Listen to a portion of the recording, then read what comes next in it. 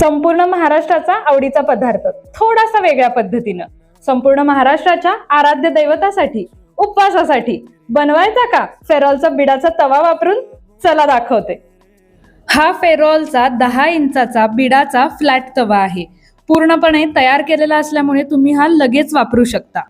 आजचा पदार्थ चिकटतोय का व्यवस्थित निघतोय करून बघूया। शिंगाड्याचं पीठ, राजगिऱ्याचं पीठ, रताळं आणि दाणे यापासून आपण बनवतोय खमंग खुसखुशीत असं उपवासाचं थालीपीठ।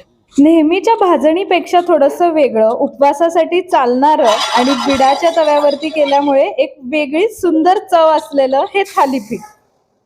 तवा मीडियम फ्लेम वरती तापवून घ्यायचा आहे आणि मग थालीपीठाला सुरुवात करायची।